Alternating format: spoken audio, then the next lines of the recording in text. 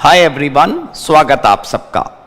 CMA final law की आज की हमारी पहली क्लास है। इस पहली क्लास के अंदर सबसे पहले अपना सिलेबस का स्ट्रक्चर समझ लेते हैं। ज्यादा समय मैं आपका इन बातों में नहीं लूंगा। मैं उम्मीद करता हूं कि बहुत सारे स्टूडेंट्स को तो सिलेबस का स्ट्रक्चर पहले से पता होगा, लेकिन फिर भी थोड़ा सा सिलेबस हम साथ में मिलकर समझ लेंगे तो अच्छा रहेगा।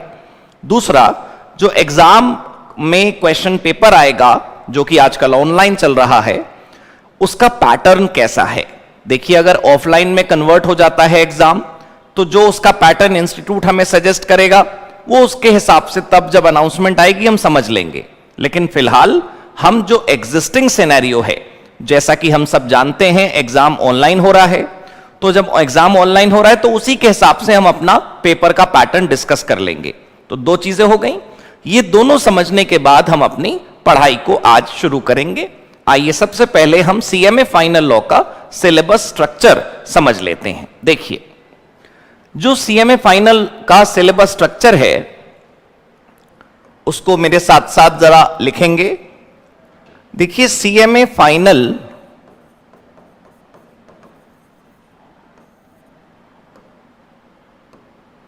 लॉ के अंदर सबसे पहले तो अपने को यह समझना चाहिए कि कुल मिलाकर 3 हिस्सों में हमारा सिलेबस है। 3 हिस्सों में हमारा सिलेबस है। जो पहला हिस्सा है उसका नाम क्या है? Corporate law.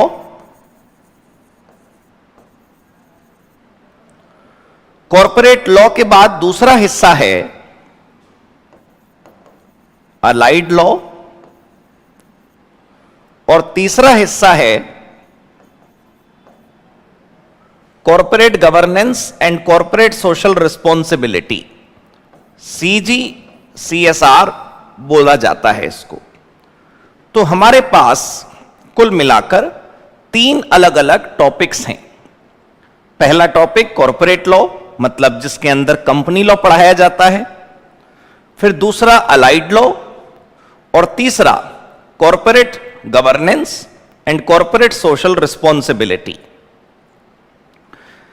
ये जो हम 3 चीजें कोर्स में पढ़ेंगे, इन 3 चीजों की वेटेज समझ लेते हैं। इनकी वेटेज कैसे कैसे है।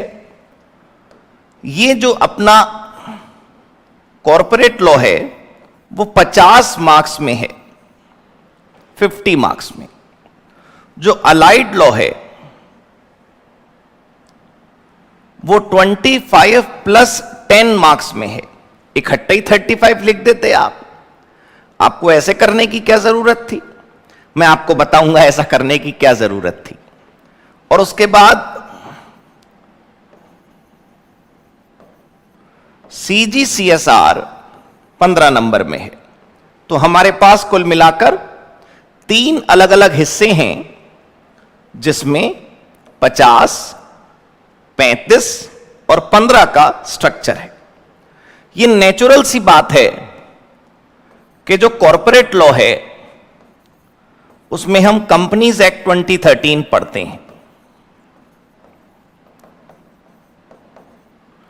इस कंपनीज एक्ट 2013 को लेकर मैं आप सबसे रिक्वेस्ट करना चाहूंगा कि जितने सेक्शन फाइनल में सिलेबस में हैं उतने तो हम पढ़ेंगे ही पढ़ेंगे, लेकिन जितने सेक्शंस फाइनल के कोर्स में नहीं हैं, मैं रिक्वेस्ट करना चाहूंगा आप सबसे कि उनको मेरे इंटरमीडिएट के नोट्स से एक बार आप जरूर पढ़ लीजिए।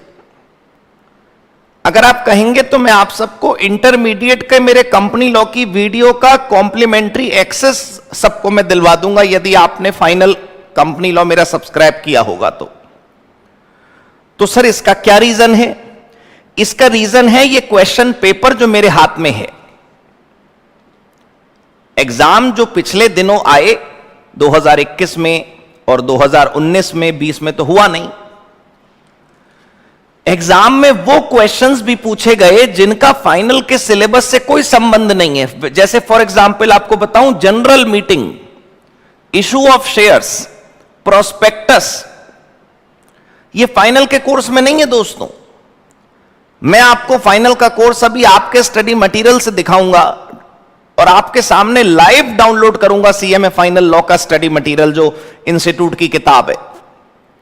आपको देखकर हैरानी होगी कि इनकॉर्पोरेशन के बाद सीधे सेक्शन 73 डिपॉजिट कोर्स में है। मतलब जैसे इनकॉर्पोरेशन का चैप्टर है वो होता है सेक्शन 3 से 22 तक, फिर उसके बाद होता है प्रोस्पेक्टस एंड शेयर कैपिटल 23 से 72 तक। तो प्रोस्पेक्टस एंड शेयर कैपिटल के सेक्शंस इंटर में तो हैं, फाइनल में कोर्स में नहीं है। लेकिन फाइनल के कोर्स में ना होते हुए भी उनसे क्वेश्चन एग्जाम में पूछा गया। अब हम ये तो कह नहीं सकते ये तुमने क्यों पूछ लिया। पेपर बनाने वाला बोलेगा अच्छा इंटर में कंपनी लॉ नहीं पढ़ाता क्या, पूरा कंपनी लॉ पढ़ कर आना चाहिए तुम्हें एग्जाम में। अब बात तो सही है, ये बिल्कुल वैसा ही है जैसे इनकम टैक्स में होता है। If I am not wrong, all the 5 heads in detail are not there in the final course, but still questions are asked. पांचों हेड की डिटेल फाइनल सीएमए फाइनल के टैक्स में नहीं है, लेकिन फिर भी एग्जाम में आती है, तो हमें वो जानकारी होनी चाहिए ना। बिल्कुल उसी प्रकार मैं चाहूंगा आपसे कि कंपनी लॉ का कोई सेक्शन आपके कोर्स में हो या ना हो, क्लास एक्सक्लूसिव है। मैं ये नहीं कह रहा आपसे कि मैं कंपनी सेक्रेटरी वाला कंपनी लॉ आपको पढ़ा के फ्री कर दूंगा कि देखो भाई कंपनी लॉ सेक्रेटरी वाला पढ़ लो सब कुछ आपको मिल जाएगा। नहीं, क्लास हम एक्सक्लूसिव कर रहे हैं।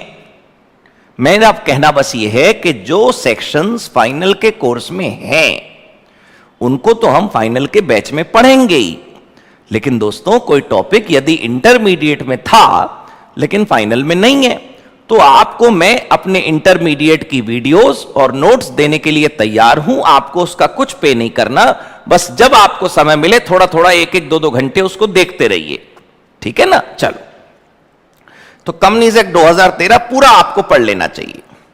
अब ये जो अलाइड लॉ है, इस अलाइड लॉ का जो स्ट्रक्चर है वो ऐसा क्यों है भाई? वो इसलिए क्योंकि अलाइड लॉ का जो स्ट्रक्चर है वो चेंज क्यों है? वो इसलिए क्योंकि यहां पर 25 नंबर में तो कई सारे अलाइड लॉ हैं और 10 मार्क्स में केवल एक अकेला अलाइड लॉ है। 10 मार्क्स में है IBC 2016, insolvency bankruptcy code 2016, IBC 2016। ये आपके कोर्स में है 10 नंबर में अकेला। और ये 25 नंबर के अंदर जो आपका ये जो अलाइड लॉ है इसमें कई सारे चैप्टर्स हैं, छोटे बड़े। कौन कौन से हैं मैं उनके नाम आपके लिए लिख देता हूं। इसके अंदर आपका है सेबी, सेबी और उसके सेबी के साथ साथ छोटे छोटे कई टॉपिक्स हैं। सेबी, एससीआरए, उसमें ICDR, LODR, insider trading regulations. SEBI के अंदर थोड़ा सा ग्रुप है, सेबी एंड इट्स रेगुलेशंस पूरा। उसके बाद हमारे पास फेमा है, फेमा के बाद हमारे पास कंपटीशन है, कंपटीशन के बाद बैंकिंग लॉ है। बैंकिंग लॉ के अंदर भी छोटे छोटे 3 चैप्टर्स हैं, उनका ग्रुप है कोर्स में आपके। Banking regulation, money laundering, SARFAESI और एक इंश्योरेंस लॉ है। ये कुल मिलाकर 25 नंबर में हमारा कोर्स है। ये क्लियर हो गई जी बात हमें। अब आइए, ये जो 15 नंबर में सीजीसीएसआर है ये कैसी है? इसके अंदर पढ़ाया जाता है कॉरपोरेट गवर्नेंस,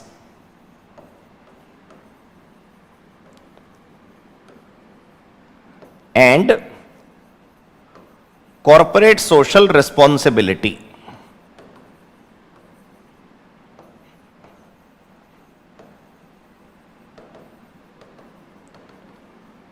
ठीक है भाई, ये नाम है कॉरपोरेट सोशल रिस्पॉन्सिबिलिटी। अब मैं आपको यह समझा देता हूं कि कौन सा स्टडी नोट कौन से नंबर का है। देखिए भाई, ये जो कॉरपोरेट लॉ है जिसके अंदर हमने कंपनी लॉ देखा, यह है स्टडी नोट नंबर 1। पूरा का पूरा स्टडी नोट नंबर 1 जो है वो कंपनी लॉ है, एक ही स्टडी नोट है। सीएमए में पता होगा ना आपको, स्टडी नोट बोलते हैं इसको। एक ही स्टडी नोट के अंदर पूरा का पूरा कोर्स कवर है। स्टडी नोट 1 के बाद ये जो अलाइड लॉ है उसके अंदर से भी स्टडी नोट 2 है, फेमा स्टडी नोट 3 है, कंपटीशन स्टडी नोट 4 है, बैंकिंग स्टडी नोट 5 है और इंश्योरेंस स्टडी नोट नंबर 6 है। अब जो आईबीसी 2016 है 10 नंबर का, वो किसी भी स्टडी नोट का हिस्सा नहीं है। इंस्टीट्यूट की किताब के पीछे एक अनेक्जर लगा हुआ है, बस वो है ये। कॉर्पोरेट गवर्नेंस जो है वो स्टडी नोट नंबर 7 है और सीएसआर स्टडी नोट नंबर 8 है। ये 7 और ये 8, तो कुल मिलाकर हमारे पास 8 स्टडी नोट्स हैं। ठीक है भाई, अब 2 मिनट का ब्रेक या पॉज कर लेते हैं। स्क्रीन बार बार ब्लर हो रही है, इसको ठीक कर लेते हैं और फिर उसके बाद आगे का पढ़ते हैं।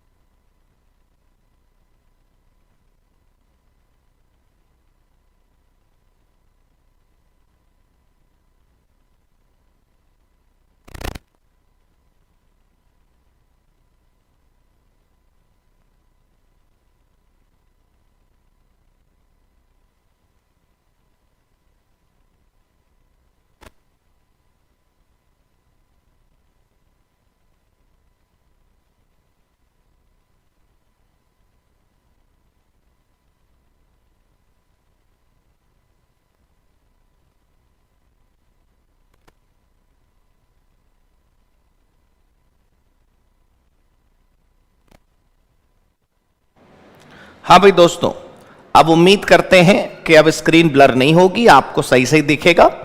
अब आइए आगे की क्लास की कंटिन्यूएशन करते हैं। तो मैं आपको पूरा का पूरा सिलेबस का स्ट्रक्चर बता चुका हूं। ये मैं सिलेबस का स्ट्रक्चर आपके सामने दोबारा रख देता हूं। हमने इसमें सीख लिया था कि corporate law study note number 1 है, 2 से लेकर 6 तक हमारे अलाइड लॉ हैं और 7 और 8 हमारा कॉर्पोरेट गवर्नेंस और सीएसआर है। ये जो आईबीसी है ये चैप्टर बड़ा इंपॉर्टेंट है, लेकिन इसका कोई स्टडी नोट नंबर नहीं है। ये इंस्टीट्यूट की किताब के पीछे का एक अनेक्जर टाइप है बस। ठीक है भाई, कोर्स समझ आ गया। अब मेरी बात सुनो, जब एग्जाम ऑफलाइन होता था तब तो ये मार्क्स बड़ा मैटर करते थे कि भाई आईबीसी 10 नंबर का आएगा, सीजीसीएसआर ना 15 नंबर की आएगी। लेकिन दोस्तों, जब से पेपर ऑनलाइन हुआ है, मेरे सामने ये पीडीएफ का प्रिंट आउट है, मैं आपको भी दिखाने वाला हूं। एग्जाम में अब जो क्वेश्चन आते हैं उसमें कोई इस बात की गारंटी और अश्योरेंस नहीं ले सकता कि भाई वो आईबीसी 10 का ही आएगा, 11 का नहीं आएगा। आईबीसी 4 नंबर का भी रह जा सकता है और 20 नंबर का भी आ सकता है। तो सर ऐसे तो तैयारी करने में हमें बड़ा मुश्किल होगा। भाई क्या मुश्किल होगा? किताब के पेज बढ़ गए क्या? चैप्टर्स की संख्या बढ़ गई क्या? कोर्स बड़ा हो गया क्या तुम्हारा? अरे भाई तुम चैप्टर पढ़ के जाओ ना। और एक बात बिल्कुल मत भूलो, तुम सीएमए फाउंडेशन में नहीं हो, तुम सीएमए फाइनल में हो। यह बात याद रखना कि 2-4 महीने बाद तुम्हारे सिग्नेचर से बहुत बड़े बड़े काम हो सकते हैं। जहां जहां भी आपके सिग्नेचर चलते हैं वो हम आराम से डिस्कस कर लेंगे। उस लंबी लिस्ट को सीएमए इंस्टीट्यूट की वेबसाइट पर लिस्ट है, आप देखिएगा। तो जहां जहां as an auditor, as a verifier, as a cost accountant आपके साइन चलते हैं, सोचिए तो 4 महीने बाद कितने वैल्यूएबल सिग्नेचर हैं आपके। अब आप इमेजिन करो कि आपसे इंस्टीट्यूट इतनी सी उम्मीद नहीं कर सकता कि जो आप पढ़ोगे यहां पर वो ऐसा होना चाहिए कि जिसमें फुल प्रूफ प्लान हो, कोई भी गलती की गुंजाइश ना हो। इसीलिए मैंने तुम्हें शुरू में बताया कि तुम्हारे कोर्स में सीएमए फाइनल में कंपनी लॉ में जो सेक्शन कोर्स में ना हो, सिर्फ कंपनी लॉ में। मैं ये नहीं कह रहा आईबीसी भी पढ़ो पूरा या सेबी भी पढ़ो, जितना वो तो अलाइड तो जितना है उतना पढ़ो, लेकिन कंपनी लॉ में इंटर में जो सेक्शंस हैं वो भी तुम्हें पढ़ने हैं। मैंने तुम्हें क्या वादा करा, इंटर की मेरी जो नोट्स हैं कंपनी लॉ के और जो वीडियो है, जो जो स्टूडेंट फाइनल का कंपनी लॉ लेगा उसको वो कॉम्प्लीमेंट्री साथ में मिलेगा। लेकिन इसके साथ साथ दूसरी बात हमने अभी क्या सीखी कि फाइनल के अंदर मार्क्स की वेटेज का थोड़ा भरोसा कम करना। कुछ भी पूछे, कितने मार्क्स में भी पूछे, कोई दिक्कत नहीं है, ठीक है ना। चलो अब आगे बढ़ते हैं। अब हम पेपर का पैटर्न समझते हैं। पेपर का पैटर्न कैसा है।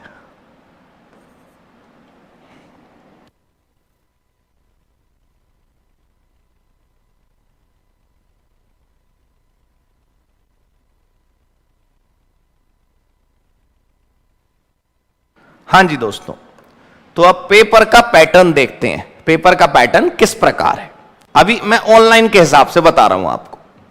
देखिए भाई, क्वेश्चन 20 क्वेश्चन 1 मार्क ईच आते हैं। एमसीक्यू, एमसीक्यू मतलब multiple choice question, 4 option given होंगे। अच्छा, इनमें थोड़ी आसानी रहती है सॉल्व करने में। आप कौन बनेगा करोड़पति वाला गेम खेल सकते हैं।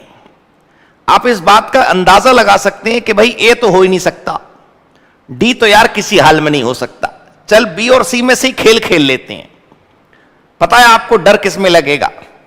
आपको तो खैर डर तो नहीं लगता, लेकिन थोड़ी कंप्लेक्सिटी किस में लगेगी, मुश्किलात किस में आएंगी, फिल इन द ब्लैंक में या 1 वर्ड आंसर में, जो दूसरा है।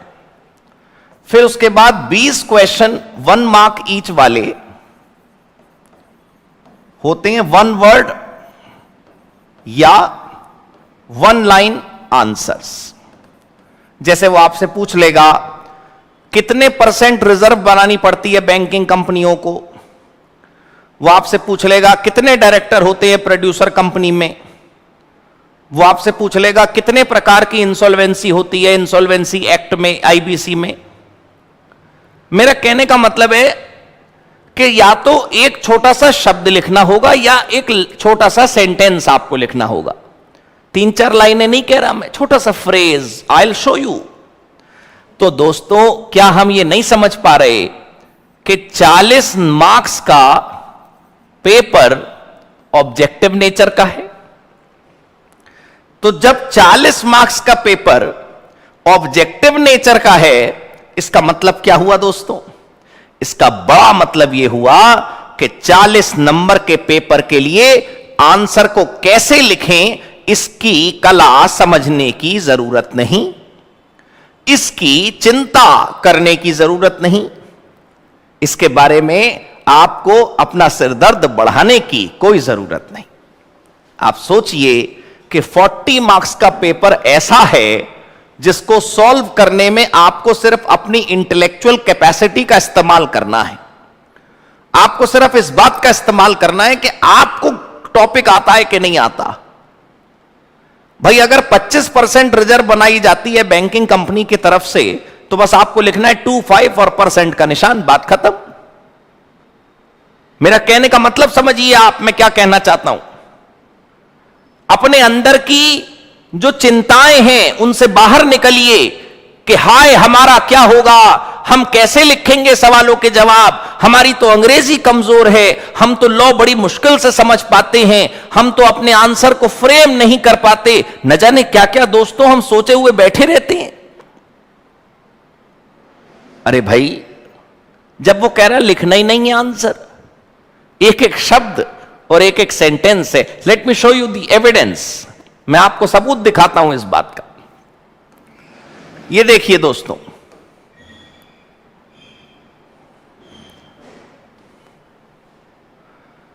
ये देखिए, ये दिसंबर 2021 का सॉल्व क्वेश्चन पेपर हमारे सामने स्क्रीन पर इस समय है, और यहां पर सेक्शन ए हमें नजर आ रहा है। Section A, paper 13 section A, क्या लिखा है यहां पर? एमसीक्यू। और ये एमसीक्यू कितने नंबर के कितने हैं? 20 क्वेश्चंस हैं एक एक नंबर के। हो गया सबूत आपके सामने, 20 नंबर। और ये इंस्टीट्यूट की वेबसाइट से आप डाउनलोड कर सकते हैं। क्वेश्चन 1, क्वेश्चन 2, क्वेश्चन 3, और आपको सिर्फ सही आंसर पे क्लिक करना होता है। जैसे यहां पर ये टिक करा हुआ है ग्रीन कलर से, वैसे आपको बस खाली क्लिक करके बताना होता है कि ये करेक्ट आंसर है, सिर्फ इतना। अब आप सोचिए, मैं आपके लिए जरा स्क्रॉल कर देता हूं 20 क्वेश्चंस तक। इन 20 क्वेश्चंस के बाद मैं दिखाता हूं आपको वो एक शब्द या एक सेंटेंस वाले जो क्वेश्चंस हैं वो कौन कौन से हैं। ये देखिए, सेक्शन बी, क्या नाम है इसका? SAQ, short answer questions. और ये कितने हैं? 20। और कितने नंबर के? 1 नंबर का 1। अब 1 नंबर में वो क्या उम्मीद कर रहा है आपसे? 1 नंबर में वो कितना पूछ रहा है आपसे, कितना कह रहा है लिखने को? देखिए आप, सिर्फ फॉर एग्जाम्पल एक क्वेश्चन है, मैं आपको पढ़ के सुनाता हूं। Which document helps to avoid and solve any ambiguity और conflict between exporter and importer? The companies act 2013 is administered by which authority?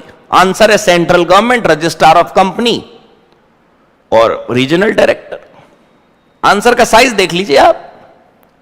In between the winding up and dissolution can the company be sued? क्या company में case हो सकता है? Answer is yes, legal status continues. मतलब मैं ये बताना चाह रहा हूं दोस्तों, अपने मन के डर से बाहर निकलो। मैं आपको यह सूचना देना चाहता हूं, आपको अगर यह विज्ञापन लगे तो लगे। We have set up a computer lab at our coaching. In that computer lab you can come and practise for this online exam. जब आपका दिल करे कि मुझसे नहीं होगा तो करके देख लीजिएगा। बाबा रामदेव कहते हैं करने से होगा, ये सच है। अब आप दूर बैठे डरे रहेंगे कि भाई कैसे होगा कैसे होगा, तो हो ही नहीं पाएगा ना।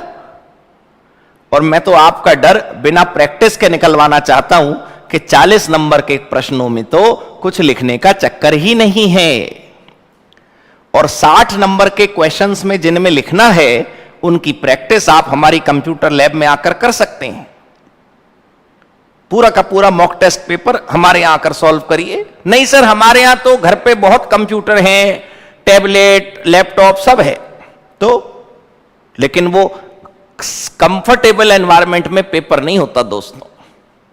मैंने माना कि आपने अपने घर में बहुत बड़ी स्टडी बना रखी होगी, आपने अपने घर में पढ़ाई का कोना या पढ़ाई का कमरा बड़ा सुंदर सजा रखा होगा, लेकिन उससे कोई फायदा नहीं दोस्तों। एग्जाम तो आपने उसी लैब में देना है जिसमें 2 बार ऑन करने पर सिस्टम चलता है।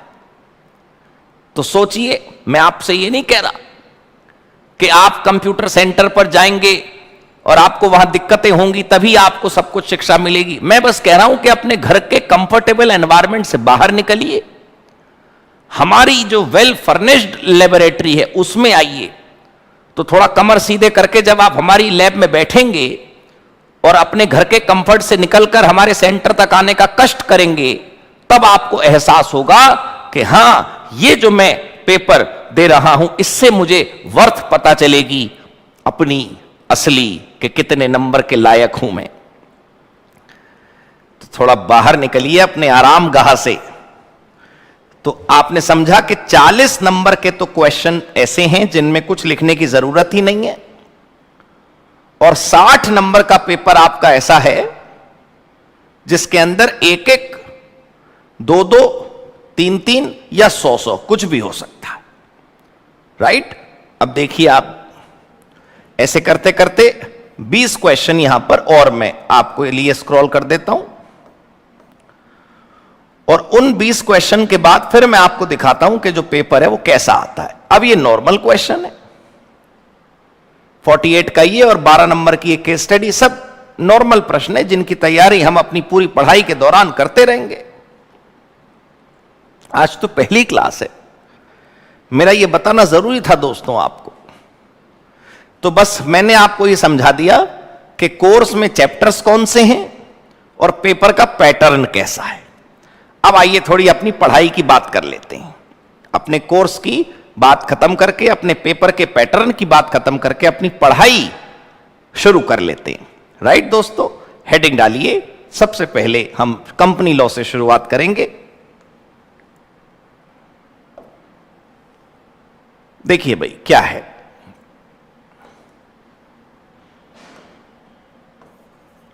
कंपनीज एक्ट 2013, कंपनीज एक्ट 2013, और इसके इंट्रोडक्शन की हेडिंग बनाकर आइए हम समझना शुरू करते हैं। देखिए, अभी आप मुझसे यह उम्मीद मत करिएगा कि मैं आपको यह बताऊंगा कि कंपनी किसे कहते हैं। कंपनी दो टाइप की होती है, पब्लिक और प्राइवेट, स्मॉल और लार्ज, होल्डिंग और सब्सिडरी, वो सब भी पढ़ेंगे। बिल्कुल बेफिक्र रहिए, A to Z चीजें आपके पास आएंगी, आप बिल्कुल चिंता ना करें। लेकिन कुछ बड़ी बातें जो आज पहले दिन बड़ी जरूरी हैं, स्पेशली एट फाइनल लेवल, उनकी बात जरा हम समझ लेते हैं। तो सबसे पहला पॉइंट लिखिए, पॉइंट नंबर 1 में, companies act 2013 contains 470 sections, 470 sections हैं कंपनी लॉ में। अगर आप एक एक करके गिनने बैठेंगे तो शायद ज्यादा निकल आए, क्योंकि जैसे जैसे डेवलपमेंट्स आते जा रहे हैं तो सेक्शन नंबर के आगे ABCD करके नए नए सेक्शंस ऐड होते रहते हैं। तो सीरीज के मुताबिक अगर हम बात करें तो 470 सेक्शंस हैं। ठीक है। दूसरी बात, सेकंड पॉइंट लिखेंगे, companies act 2013 has 7 schedules. Schedule का मतलब आप जानते ही होंगे। शेड्यूल का मतलब होता है कि भाई कुछ एडिशनल इंफॉर्मेशन जो सेक्शन से अलग है। तो सर वो सेक्शन से अलग ही क्यों है? वो सेक्शन के अंदर हो सकती थी। आप तो फाइनल के लोग हैं, आपको तो पता ही है कि जो सेक्शन के अंदर लैंग्वेज होती है उसको बदलने का अधिकार सेंट्रल गवर्नमेंट के पास नहीं होता। सेक्शन की लैंग्वेज के लिए पार्लियामेंट का अप्रूवल चाहिए, लोकसभा, राज्यसभा और उसके बाद माननीय राष्ट्रपति के सिग्नेचर। लेकिन यदि हम शेड्यूल्स की बात करें, additional information appended after the law, law के पीछे 7 छोटे छोटे चीजें और हैं। जैसे फॉर एग्जाम्पल आपको बताऊं, मैनेजीरियल रेम्युनरेशन की कैलकुलेशन का फार्मूला, कि मैनेजीरियल रेम्युनरेशन कब मिलेगा, किसको मिलेगा, कितना मिलेगा, कैसे मिलेगा। इसमें यदि बदलाव करना हो तो केंद्र सरकार को हक है कि वो शेड्यूल में बदलाव कर सकती है। केंद्र सरकार सेक्शन की टेक्स्ट को, सेक्शन के लैंग्वेज को नहीं बदल सकती। क्लियर हो गई बात? चलिए तीसरा point,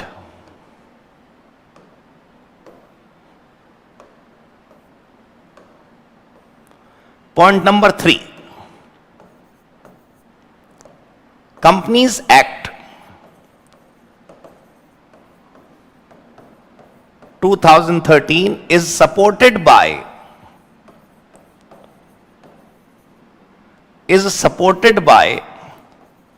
various rules prescribed by central government, various rules prescribed by central government from time to time for different matters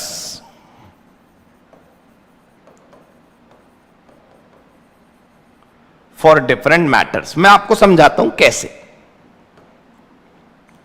companies act 2013 is supported by various rules prescribed by central government from time to time for different matters। कैसे मतलब, इसे note कर लीजिए फिर आगे पढ़ते हैं।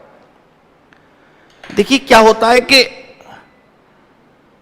Section के लैंग्वेज में कई बार प्रोसीजरल डिटेल नहीं होती। जैसे सेक्शन 135 कहता है कि जो भी कंपनी कॉरपोरेट सोशल रिस्पॉन्सिबिलिटी के ऊपर खर्चा करेगी, जो भी कंपनी कॉरपोरेट सोशल रिस्पॉन्सिबिलिटी के ऊपर खर्चा करेगी, उसकी डिटेल हम भारत सरकार की वेबसाइट पर अपलोड करेंगे। अच्छा, ये सेक्शन की लैंग्वेज है। सेक्शन क्या कहता है 135, what ever you have spent, what ever you have done in relation to CSR, kindly inform to the central government by uploading it on the ministry's website। ठीक है, कॉर्पोरेट कार्य मंत्रालय की वेबसाइट पर हमें इसको अपलोड करना होता है। अब प्रॉब्लम यह है कि जब अपलोड करने जाएंगे तो कौन सा फॉर्म भरें, कहां पर क्लिक करें, कितनी फीस लगेगी, कितने अटैचमेंट लगेंगे, ये कौन बताएगा भाई? रूल्स। रूल बताते हैं कि कौन सा फॉर्म जमा होना है, रूल बताते हैं कि कितनी फीस जमा होनी है।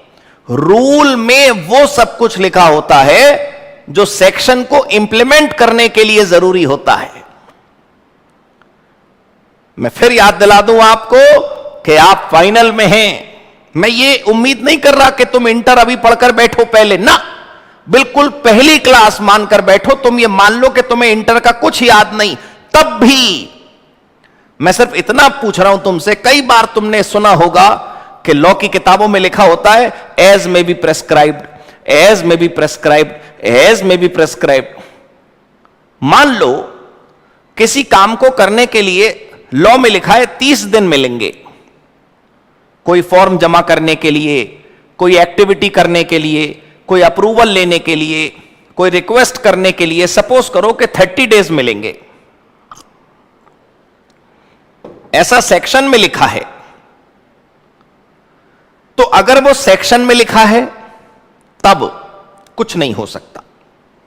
सेंट्रल गवर्नमेंट चाहकर भी इतनी आसानी से उसे बदल नहीं सकती। बदलने को तो कुछ भी हो सकता है, लेकिन उसका प्रोसेस लंबा है। लेकिन काश सोचो कि सेक्शन की लैंग्वेज के अंदर, लॉ की लैंग्वेज के अंदर यह लिखा ही ना होता, लॉ की लैंग्वेज के अंदर यह लिखा ही ना होता। क्या नहीं लिखा होता कि 30 डेज में यह काम कर सकते हो? वहां पर लिखा होता this work should be completed in specified number of days as per central government. केंद्र सरकार जितने दिन बताएगी उतने दिन में यह काम हो जाना चाहिए। इसका मतलब क्या हुआ? इसका मतलब हुआ कि केंद्र सरकार के हाथ में चाबी आ गई, केंद्र सरकार के हाथ में शक्ति आ गई। वो जितने दिन कहे दे सकता है, कम कर सकता है, बढ़ा सकता है। तो वो कैसे बताएगा आपको? रूल्स में। समझे सर आप?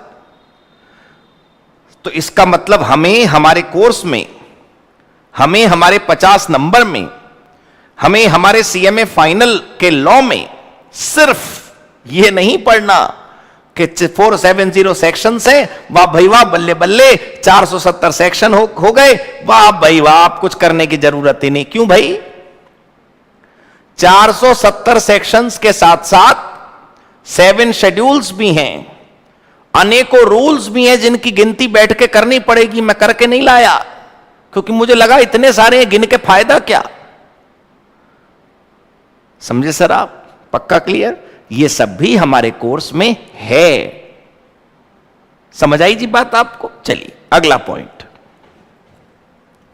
Point number 4।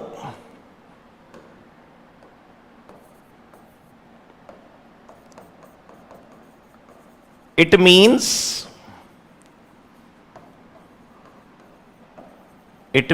company law provisions can be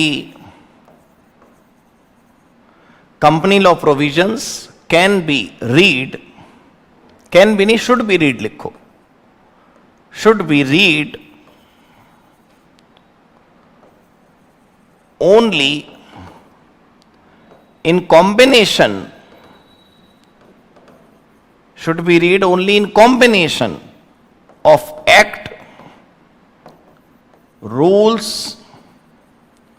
and schedules. Act, rules and schedules. Sir कभी कभी नोटिफिकेशन और सर्कुलर भी तो आता है, वो तो कुछ सूचना देने के लिए आता है कि भाई फलाने सेक्शन में अब चेंजेस कर दिए गए हैं, ये रहे वो चेंज, ये वाला फॉर्म हमने नया बदल दिया है, ये रहा नया फॉर्म। तो नोटिफिकेशन सर्कुलर आते रहते हैं, लेकिन वो इन्हीं में बदलाव करते हैं, act, rules, schedules. CMA final law के दोस्तों, ये तीनों तुम पढ़कर जाना तो तुम्हें कभी एग्जाम क्वेश्चन पेपर भारी नहीं लगेगा। अगर अपनी तैयारी हम पूरी करके जाएंगे तो एग्जाम हॉल में कभी अपने आप को अकेला और डरा हुआ नहीं पाएंगे। हम अपनी नोटबुक लिए घूमते रहते हैं कि कोई निशान लगा दे कि ये इंपॉर्टेंट है, ये इंपॉर्टेंट है। हम ये नहीं सोचते कि हमारी क्वालिटी कैसे जनरेट होगी, हम अच्छा क्यों नहीं पढ़ते। मैं ये नहीं कह रहा हूं कि एक एक सेक्शन पर 15-15 पेज लिखो ना, गलत बात मत समझना। मैं ये नहीं कह रहा हूं कि कोई सेक्शन 4 लाइन में खत्म हो सकता है तो उसे 14 लाइन में खत्म करो, बिल्कुल नहीं। आप मेरे हैंड रिटन नोट्स देखिए जो पुराने बैचेस के हैं, बड़े कम पेजेस में पूरा कंपनी लॉ फिनिश हो जाता है मेरा, क्योंकि भाई काम की बात लिखनी होती है पेपर में। कोई हम इस बात पर निबंध थोड़ी लिख रहे हैं भारतवर्ष की उन्नति कैसे हो सकती है। हम ये नहीं लिख रहे कि विलियम वर्ड्सवर्थ ने अपनी पोयम में किसके बारे में कहा है, अरे कहा होगा। हम लिख रहे हैं कि डायरेक्टर कम से कम कितने होने चाहिए, ज्यादा से ज्यादा कितने होने चाहिए, ये होगा तो कैसे होगा, वो होगा तो कैसे होगा, ये करेंगे तो कैसे करेंगे, वो करना होगा तो कैसे करेंगे। हमें तो स्टैट्स मतलब फैक्ट्स और प्रिंसिपल्स एग्जैक्ट लिखने हैं, अपनी थीसिस नहीं चिपकानी है आंसर के अंदर। तो मैं ये नहीं कह रहा हूं right long answers, read thick books. मैं कह रहा हूं टू द पॉइंट पढ़ना है, लेकिन सब कुछ पढ़ना है। इसे चुन चुन के जाओगे, कैंची लगा लगा के टॉपिक काटोगे, तुम्हारे नंबर काट देगा पेपर बनाने वाला और कॉपी चेक करने वाला। तुम भी तो समझो भाई, क्या कर रहे हो अपने साथ, समझे आप? चलिए, तो हमें ये क्लियर हो गई बात कि कंपनी लॉ अगर हमें समझना है तो हमें ये तीनों चीजें पूरी तरह से समझनी होंगी। ठीक है भाई? चलो point number 5। Point number 5,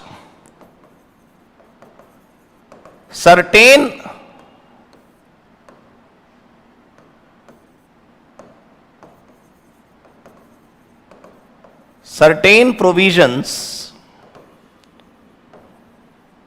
of Companies Act, certain provisions of Companies Act 2013, certain provisions of Companies Act 2013 have been deleted have been deleted by Parliament through several amendments. Through several amendments. Full stop. कई provisions जो हैं वो delete हो गए. सो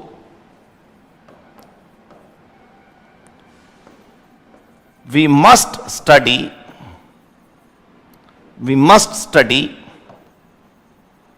only the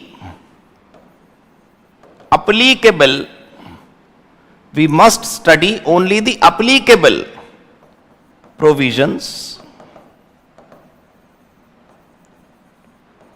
and not all. मतलब क्या हुआ इसका? आपके कोर्स में स्टडी नोट नंबर 1 में, कंपनी लॉ के स्टडी नोट में एक टॉपिक है sick companies, prevention of sick companies, वो rehabilitation of sick companies, revival of sick companies, वो डिलीट हो चुका है भारत में से, भारत के कंपनी लॉ में से. लेकिन बच्चा क्या पूछता है, सिक कंपनी का चैप्टर नहीं पढ़ा रहे हो? क्यों?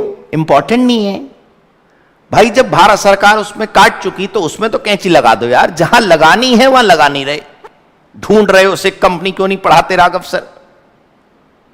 वाइंडिंग अप में काफी सेक्शन डिलीट करे जा चुके क्योंकि आईबीसी 2016 आ चुका है. तो ये सोचो कि जब बहुत सारे सेक्शन डिलीट हो चुके तो जो जो डिलीट हो गया वो पढ़ने की जरूरत नहीं है. ठीक है ना? अगला point number 6.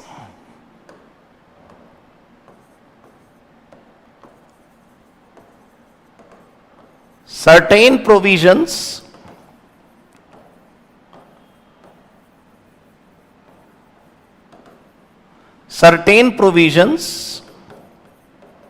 of Companies Act 2013, जो कंपनीज एक्ट के कुछ प्रोविजंस हैं,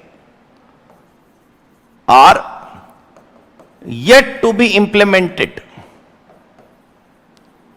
सर क्या ये सच है? हां बिल्कुल सच है. मैं बताऊंगा आपको अभी. I'll show you. Certain provisions of Companies Act 2013 are yet to be implemented. अभी भी इंप्लीमेंट होना बाकी है. Which means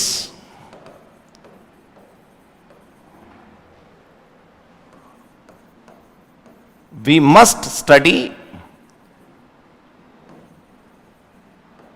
only the corresponding old company law provisions. Only the corresponding old company law provisions. Full stop. New provisions should be studied. New provisions should be studied only when notified by central government.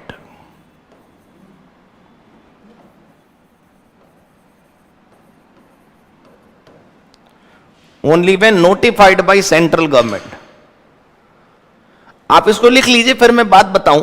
Certain provisions of Companies Act 2013 are yet to be implemented, which means we must study only the corresponding old company law provisions. New provisions should be studied only when notified by central government. इसका क्या मतलब है? Sir हम जिस social media के युग में रहते हैं उसमें इंफॉर्मेशन वाकई में बड़ी तेजी से फैलती है. बस वो जो तेजी से फैलती है उसमें समस्या ये है कि हम ये विश्वास नहीं कर पाते कि ये सही है कि गलत है. अब सपोज करिए कि वाइंडिंग अप का कोई रूल चेंज कर दिया सरकार ने, तो एकदम से सब लोगों के माइंड में कंफ्यूजन आ जाती, अरे वाइंडिंग अप का रूल बदल गया. ओहो भाई ये तो समझ लो कि जो रूल बदला ये कब से बदला. मैं आपको एक एग्जाम्पल देता हूं. अभी अभी कुछ दिन पहले सरकार ने एक रूल चेंज किया कि अगर हम एमएसएमई हैं, micro small and medium size enterprise है, अगर हमारा कारोबार बड़े लेवल का नहीं है और हम इलेक्ट्रॉनिक कॉमर्स ऑपरेटर के थ्रू, मतलब अमेजॉन जैसी वेबसाइट्स के थ्रू अपना प्रोडक्ट बेचना चाहते हैं, हम हैं एमएसएमई, हमारा टर्नओवर जीएसटी को क्रॉस ही नहीं कर रहा, जो मिनिमम लिमिट है 40 लाख की, 20 लाख की, 10 लाख की, तो हमें जीएसटी रजिस्ट्रेशन कराने की जरूरत नहीं है। पहले यह रूल नहीं था। अगर आप छोटे व्यापारी हो, आपका टर्नओवर 10 लाख भी क्रॉस नहीं करता, लेकिन आप अमेजॉन के थ्रू बेचना चाहते हो, तो रजिस्ट्रेशन के लिए वो जीएसटी रजिस्ट्रेशन कंपलसरी था अमेजॉन के लिए। लेकिन सरकार ने रूल क्या बनाया?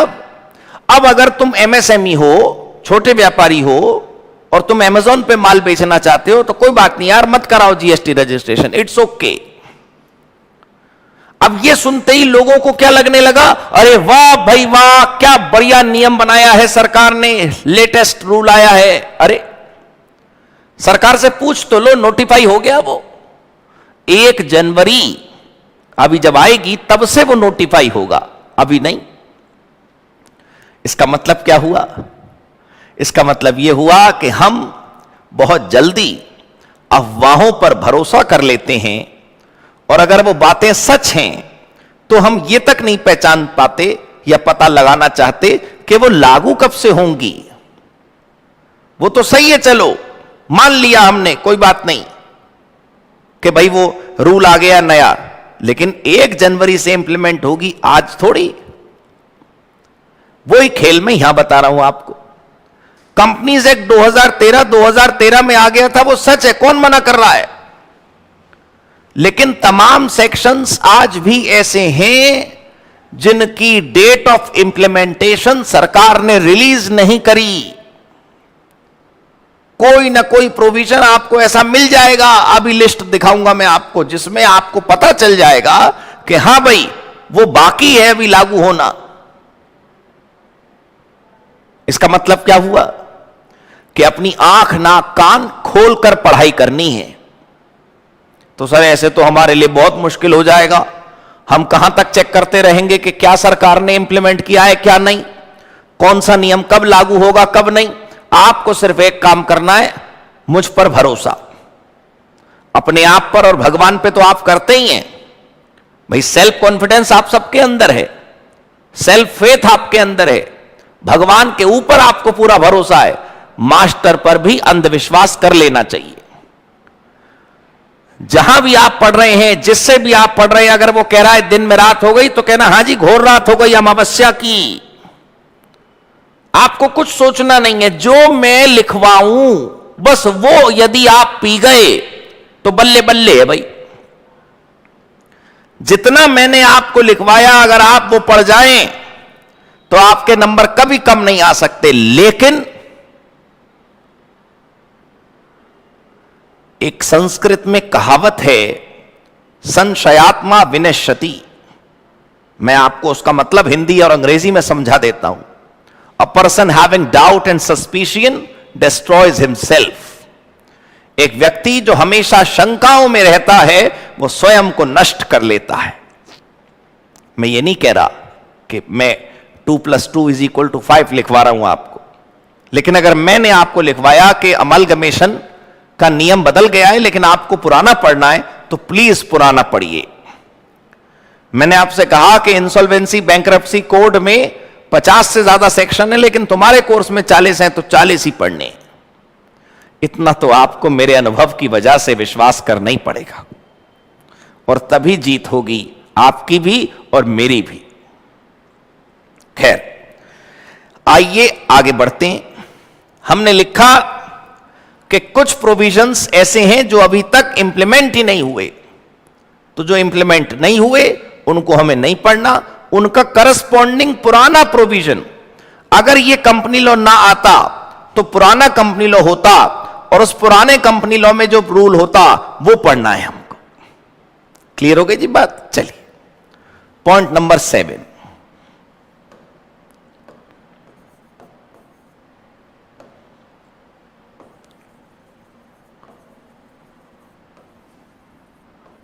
Company law provisions have two types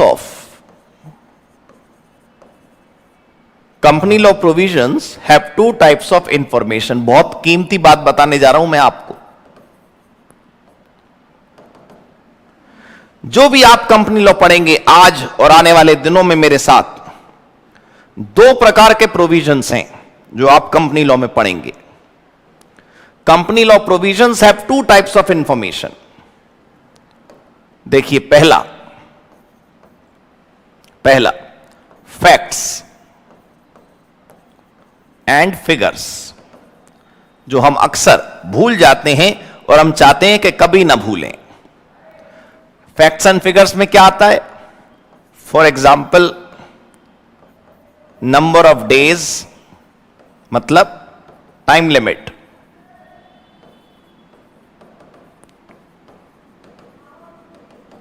number of days या फिर टाइम लिमिट. परसेंटेजेस,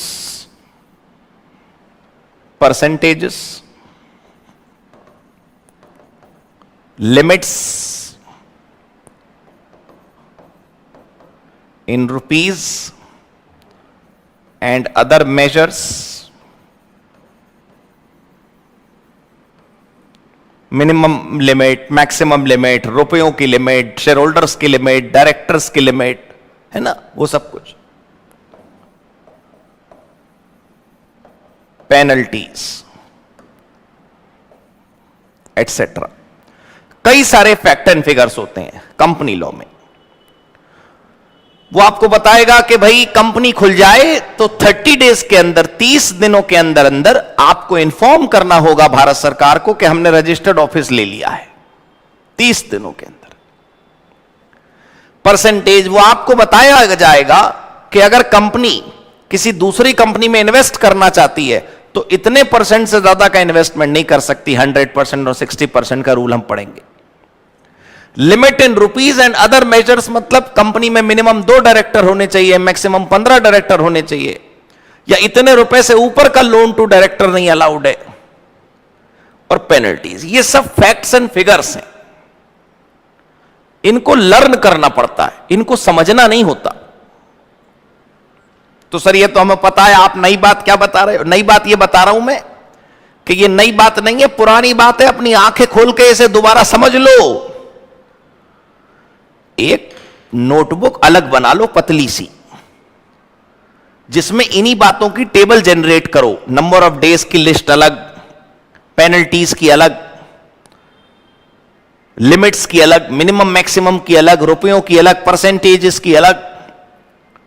अगर तुम ये बना लेते हो तो कभी तुम पेपर में फेल नहीं हो सकते, कभी तुम भूलोगे नहीं ये सब कुछ. तो सर आप बना के दो ना. मैं क्यों दूं भाई बना के लिस्ट? ट्यूशन पढ़ने आ रहे हैं सर आपके यहां, तो आप ही तो दोगे सारे रिसोर्सेज. सर मैं आपको बहती हुई गंगा दे सकता हूं, उसमें से आपको अपनी बाल्टी में पानी या गंगा जल खुद भरना होगा. मेरे को तो लिस्ट देने में कितनी देर लग रही है कि भाई इतनी जगह ऑर्डिनरी रेजोल्यूशन पास होता है और इतनी जगह स्पेशल रेजोल्यूशन पास होता है. ये वाले काम 30 डेज में करने हैं, ये वाले 15 दिन में करने हैं. ये वाली शक्तियां शेयर होल्डर्स की हैं, ये वाली शक्तियां डायरेक्टर्स की हैं. कोई दिक्कत थोड़ी ना ये करने में. लेकिन अगर मैं ये करके आपको रेडीमेड दूंगा तो फिर आपको याद नहीं होने वाला.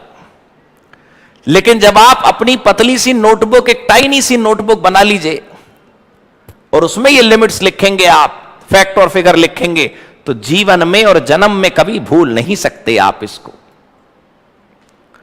सर बात तो सही है लेकिन माननी भी तो है. आइए, दूसरी जानकारी जो कंपनी लॉ में होती है, एक तो हो गई फैक्ट एंड फिगर्स, जिसके एग्जाम्पल मैंने आपको बताए. दूसरी होती है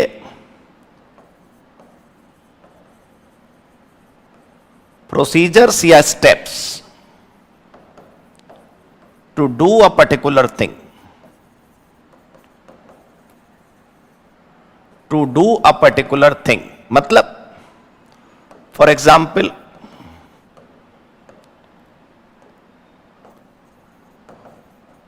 shifting registered office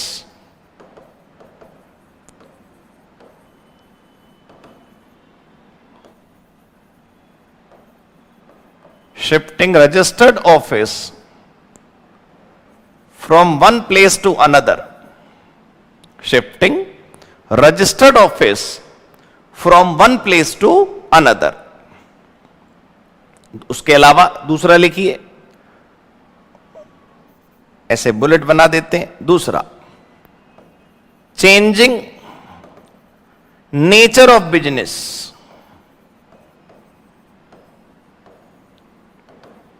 changing nature of business or objects of business.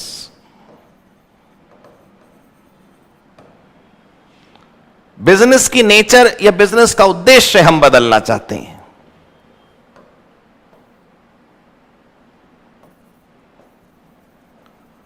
Changing name of company, company का नाम मान लो हम बदलना चाहते हैं। सर आप विश्वास करें या ना करें, डॉक्टर की दवाई पर आपको भरोसा रिजल्ट के बाद होता है, मेरे पे भी आपको रिजल्ट के बाद हो जाएगा। अगर ये आपने अलग नोटबुक पे नोट कर लिए ना, तो कभी आप फेल नहीं हो सकते। सही बता रहा हूं आपको। नॉर्मल रूल तो सबको याद है, डायरेक्टर की ड्यूटी क्या होती है, डायरेक्टर की पावर क्या होती है, लेकिन ये जो स्टेप्स वाली लिस्ट है, ये करते समय सबको कंफ्यूजन होती है। कौन सा काम कौन से स्टेप्स फॉलो करके होगा, इसकी अलग नोटबुक बना लीजिए, प्रोसीजरल नोटबुक। प्रोसीजर्स की बुक अलग बना लीजिए आप, प्रोसीजर्स की। अगर आपने प्रोसीजर्स की नोटबुक अलग बना ली, फिर देखिए आप क्या कमाल होगा। सर ये तो आपको बना के देनी चाहिए। अरे भाई मैं तो सेक्शन की धारा पूरी पढ़ाऊंगा आपको, सेक्शन 1 2 3 4 5 6 470 तक। उसके बीच में कभी नाम बदलने का प्रोसेस आएगा, कभी बिजनेस बदलने का प्रोसेस आएगा, कभी डायरेक्टर बदलने का प्रोसेस आएगा, कभी जगह बदलने का प्रोसेस आएगा, कभी राज्य बदलने का प्रोसेस आएगा। जब जब पढ़ते जाओ, अलग वाली नोटबुक पे चिपकाते जाओ। ये अगर आपने कर लिया तो फिर कभी आपको पीछे मुड़ के देखना नहीं होगा। बुरा मत मानिएगा, लॉ के साथ सौतेला व्यवहार हम लोग खुद करते हैं। हम लोग खुद इस बात को नहीं समझते कि लॉ भी उतना ही प्रैक्टिकल पेपर है जितना कॉस्टिंग, जितना फाइनेंस, जितना इनकम टैक्स, जितना जीएसटी, जितना कस्टम। क्या मतलब हुआ इसका कि लॉ में तो बस ऊपर ऊपर से पढ़ने पलट के देख लिए, कुछ स्कैनर्स देख लिए, पुराने कुछ सवाल करके देख लिए और बस मान लिया कि हमें समझ आ गया सब कुछ। क्यों भाई? इसमें भी उतनी प्रैक्टिस करिए प्रश्नों की जितनी आप प्रैक्टिकल्स में करते हैं। इसमें भी उतनी मेहनत करिए जितनी आप क्वेश्चन के सॉल्यूशंस करने में निकालते हैं, प्रैक्टिकल और न्यूमेरिकल क्वेश्चंस में, अन्य सब्जेक्ट्स में। माहौल हम खराब करते हैं और दोष इंस्टीट्यूट पर मढ़ते हैं। वो सही बात है कि कहीं कुछ दिक्कत हुई होगी सेंटर्स पर, लेकिन हमारे मन का कॉन्फिडेंस भी तो बना रहना चाहिए। अगर हमारी पढ़ाई पक्की है तो कम से कम एक तरफ से तो हमारी चिंता खत्म है ना। मैं ये नहीं कह रहा कि जो हुआ वो गलत नहीं था, कुछ दिक्कतें हुई होंगी, कोई बात नहीं, लेकिन आप ये तैयारी अपनी पूरी रखिए। तो मैंने आपको बताया कि ये दो चीजें आपको अच्छे से समझनी होंगी। फैक्ट एंड फिगर्स की पतली सी नोटबुक अलग बनाइए और प्रोसीजरल वाली जो किताब है, नोटबुक है, वो अलग बनाइए। और अगर आप ये बना लेंगे और अपने हाथ से नोटबुक में नोट करेंगे तो फिर कभी भी आप भूलेंगे नहीं। अगर ये दो चीजें बन जाएं तो इसके अलावा कुछ बचा ही नहीं कंपनी लॉ में। इसकी ड्यूटी, उसके पावर्स, बस उसकी रिस्पॉन्सिबिलिटीज, उसकी पनिशमेंट, उसके अलावा कुछ है ही नहीं। यकीन मानिए उसके अलावा और कुछ नहीं है। खैर चलिए भाई अगला पॉइंट लिखते हैं। मुझे उम्मीद है आप ये लिख चुके होंगे, इसे हम नोट कर चुके होंगे। आगे लिखना शुरू करते हैं।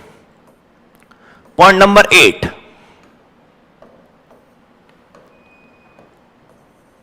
पॉइंट नंबर 8,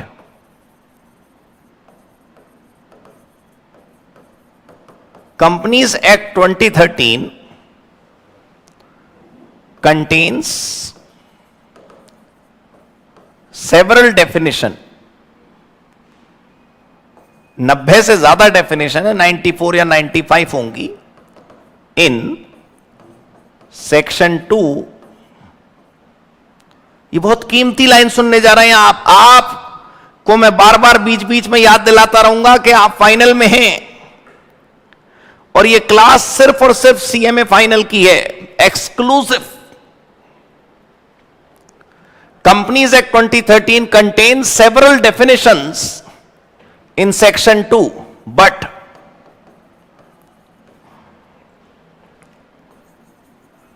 there are के बाद डैश लगाया है मैंने, there are some definitions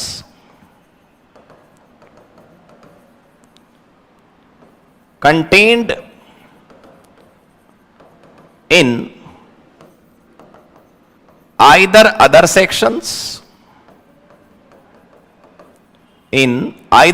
sections, or rules or schedule। मतलब क्या हुआ?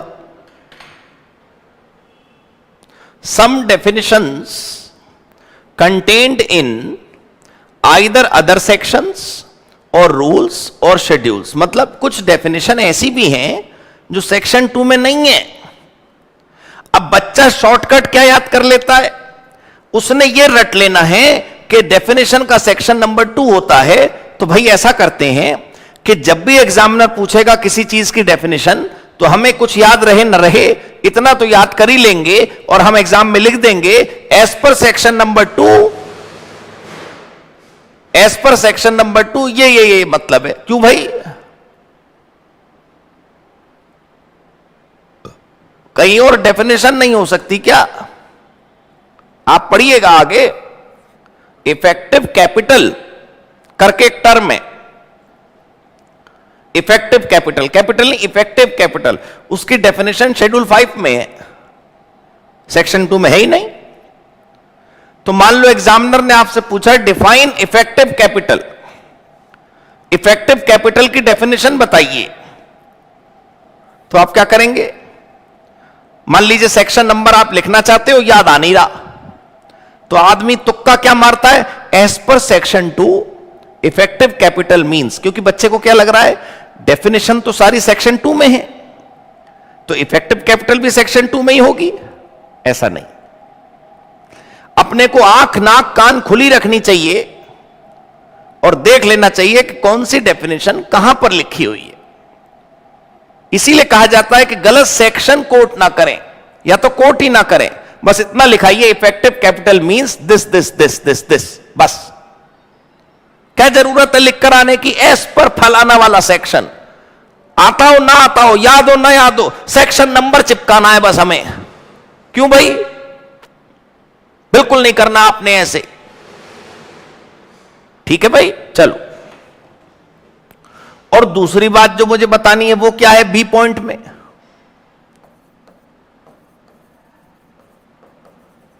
some terms are not at all defined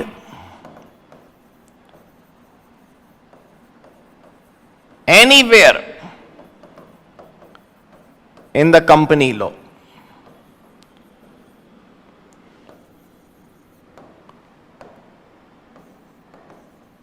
For example, operation and mismanagement.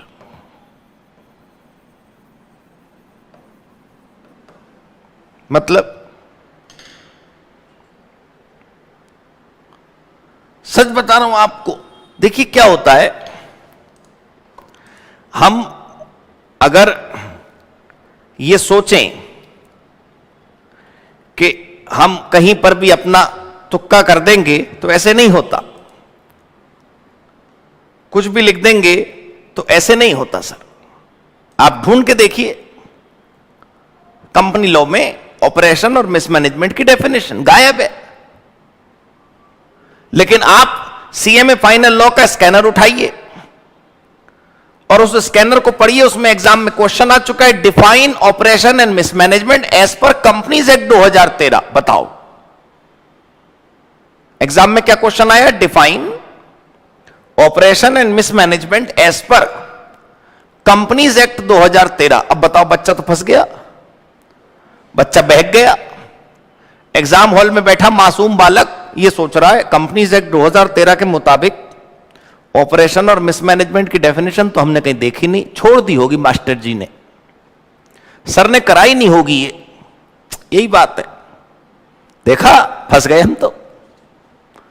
तुम ढूंढ लो ना, तुम ढूंढ लो, अभी ढूंढ लो, कल पेपर थोड़ी है तुम्हारा।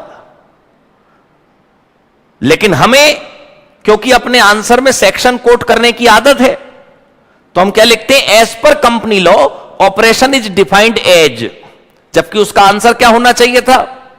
पहली लाइन आंसर की क्या होनी चाहिए थी?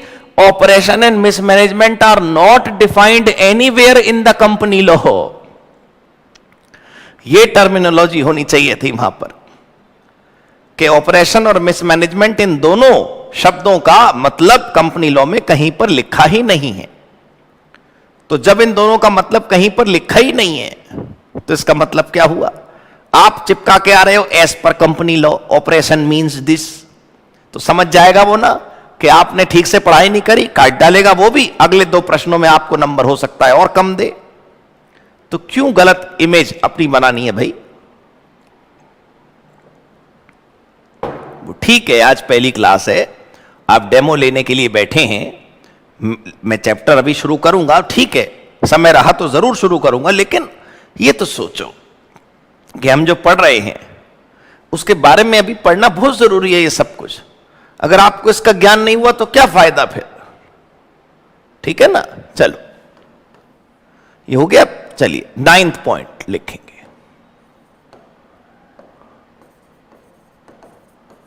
दिस मीन्स, इसका मतलब क्या है? This means we must carefully develop, this means we must carefully develop our understanding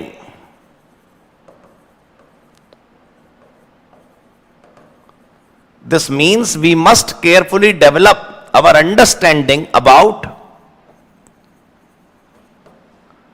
various terms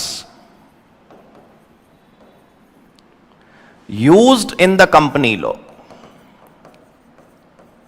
कहीं पर लिखा होता है शेयर कैपिटल की परसेंटेज निकालो, कहीं लिखा है इशूड कैपिटल की परसेंटेज निकालो।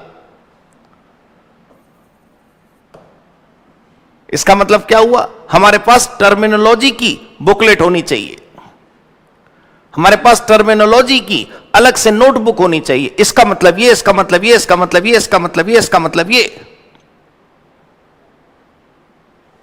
क्लियर हो गई जी बात? पक्का समझ आ गया? राइट, 100%। चलो अगला point,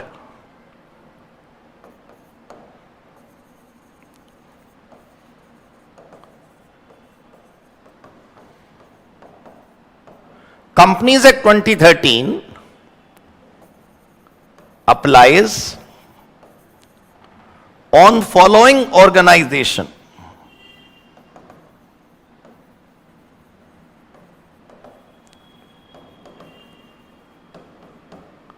Companies Act 2013 applies on following organization। अब ये तो लाइन सर अजीब सी लिखवा रहे हो आप भाई। कंपनीज एक्ट 2013 फॉलोइंग ऑर्गेनाइजेशंस पर लगता है, ये लिखने की क्या जरूरत है? कंपनीज एक्ट 2013 तो कंपनियों पे अप्लाई होगा, और किसी के ऊपर क्यों अप्लाई होगा? आइए देखते हैं कि कंपनीज एक्ट 2013 किस किस के ऊपर अप्लाई होता है। पहला,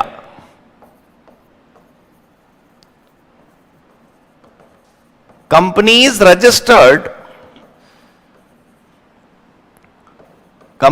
रजिस्टर्ड अंडर कंपनीज एक्ट 2013 और under any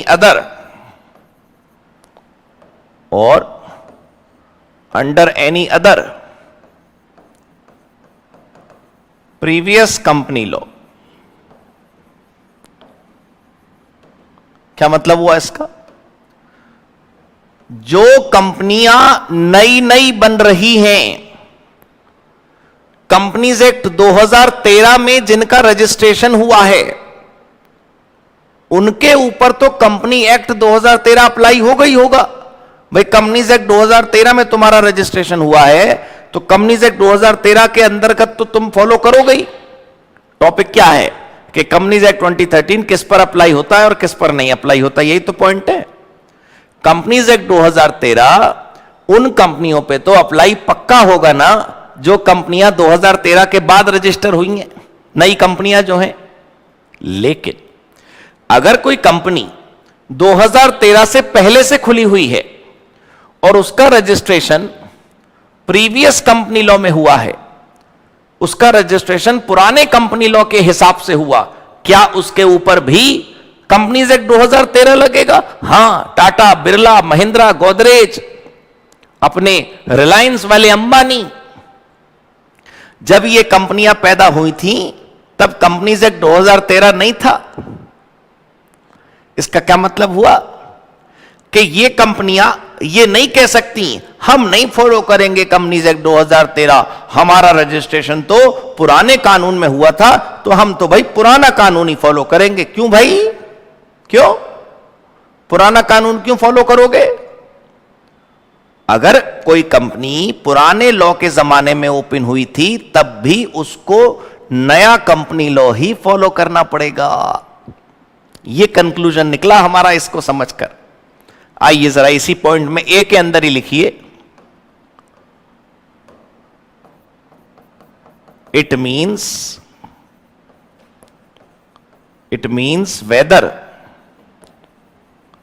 whether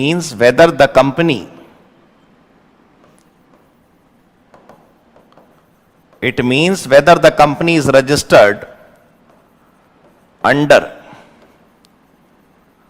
old company law or new company law.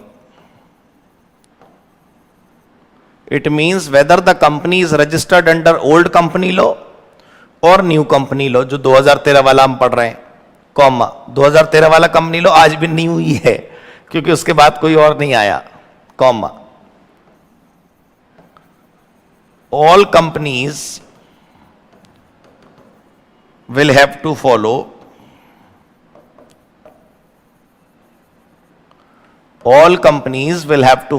Her company को फॉलो करना पड़ेगा। क्या? will have to follow Companies Act 2013, that is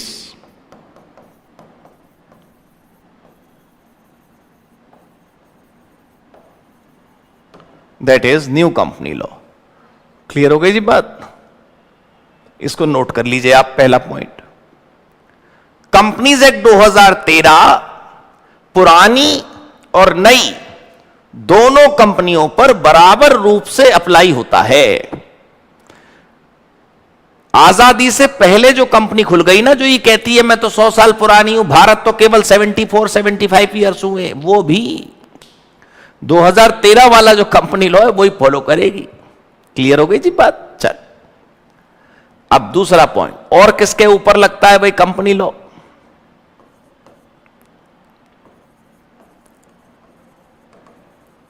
banking companies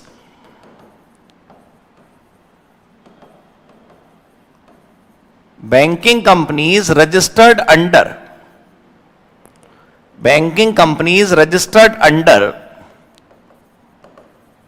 banking regulations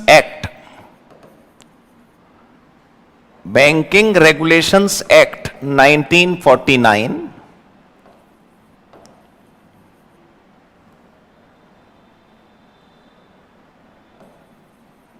for matters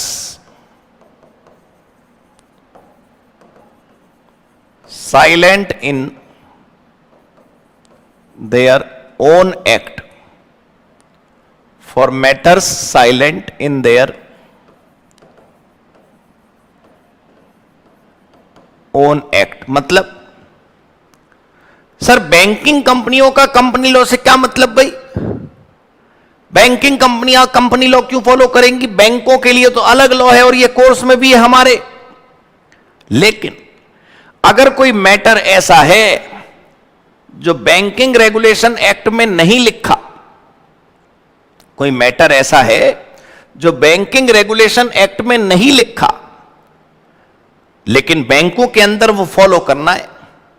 suppose करिए कि बैंकों के amalgamation का, फॉर एग्जाम्पल बैंकों के अमलगमेशन का नियम, डिटेल्ड प्रोसेस मान लो बैंकिंग रेगुलेशन एक्ट में ना लिखा हो, लेकिन बैंकों का मर्जर हमें करना हो, तो फिर कौन सा एक्ट फॉलो करेंगे? Companies act 2013। वो मैटर जो बैंकों के अंदर टेक प्लेस तो हो रहे हैं, वो मैटर जो बैंकों के अंदर घटनाएं तो घट रही हैं, वो मैटर जो बैंकों के अंदर चीजें तो हो रही हैं, लेकिन उनके लिए कोई लॉ नहीं बना हुआ, उनके लिए प्रोविजन साइलेंट है, उनका अपना लॉ कुछ नहीं कहता, तो फिर क्या फॉलो करेंगे? Companies act 2013। ठीक है, चलिए अगला C point.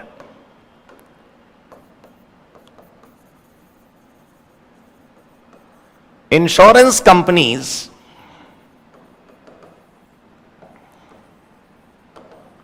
registered under, insurance companies registered under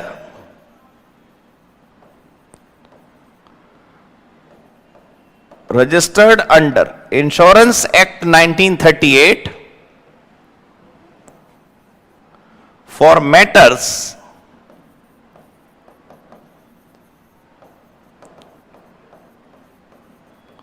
silent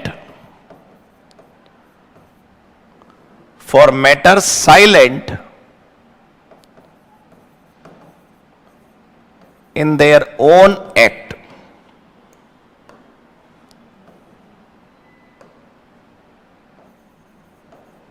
for matters silent in their own act। ये बिल्कुल बैंकों की तरह है, जैसा बैंक में वैसे इंश्योरेंस में। इंश्योरेंस कंपनियों पर भी वही नियम है जो ऊपर बैंकों के केस में हमने पढ़ा, कि यदि इंश्योरेंस कंपनी के अंदर कोई ऐसी एक्टिविटी, कोई ऐसा इवेंट, कोई काम या ऐसी घटना घट रही है जिसको लेकर उनके अपने कानून के अंदर कुछ नहीं लिखा, जिसको लेकर उनके अपने कानून में साइलेंस है, तो वो वाले मैटर के लिए कौन सा लॉ फॉलो होगा? Companies act 2013। इसी प्रकार एक और है electricity companies. D point,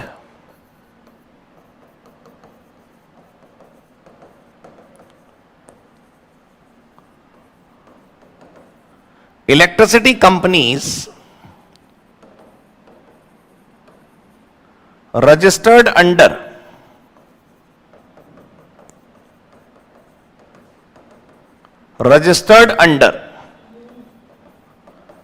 Electricity Act 2003 for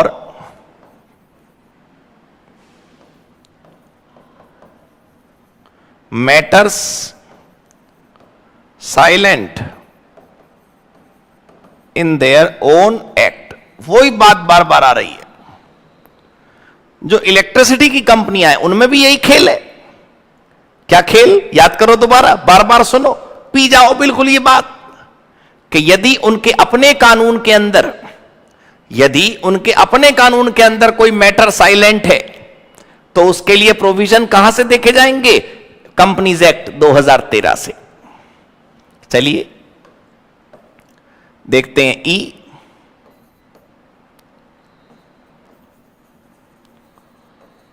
organisation for which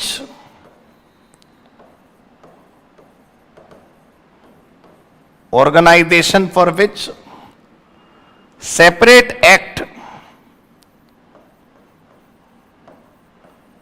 has been passed by parliament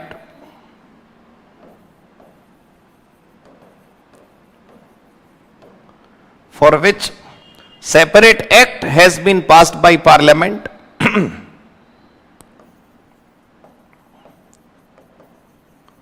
for matters silent in their own act. Same line है दोस्तों, for matters silent in their own act. क्या मतलब? वही खेल तो बार बार खेल रहे हैं हम. याद करिए, इस ऑर्गेनाइजेशन का एग्जाम्पल बताइए. Institute of cost accountants of India, जिसकी वेबसाइट आईसीएमए आई है, और उसका नया नाम कुछ दिनों बाद हो जाएगा institute of cost and management accountants of India. फिलहाल तो institute of cost accountants of India है. उसके नीचे क्या लिखा रहता है नाम के नीचे ब्रैकेट में? बताइए. Setup under an act of parliament. इसका मतलब पार्लियामेंट के द्वारा विशेष कानून बनाकर यह ऑर्गेनाइजेशन बनाई गई. तो सोचिए ये ऑर्गेनाइजेशन कितनी कीमती होगी जिसके लिए अलग एक्ट बनाया गया. तो भला इसके ऊपर कंपनीज एक्ट क्यों लग रहा है? इसलिए कि शायद इसके अंदर भी कुछ प्रोविजन साइलेंट हैं, कुछ मैटर्स ऐसे हैं जिनके बारे में कोई प्रोविजन लिखा ही नहीं इस ऑर्गेनाइजेशन के लिए जो अलग से कानून बनाया गया उसमें. और अगर अलग से नहीं लिखा गया तो फिर हम किसका सहारा लेंगे? कंपनीज एक्ट 2013 का. राइट. चलिए अब एफ एक और है बस.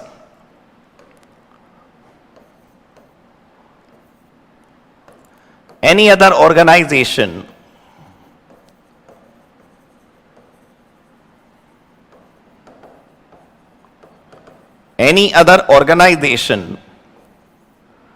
as prescribed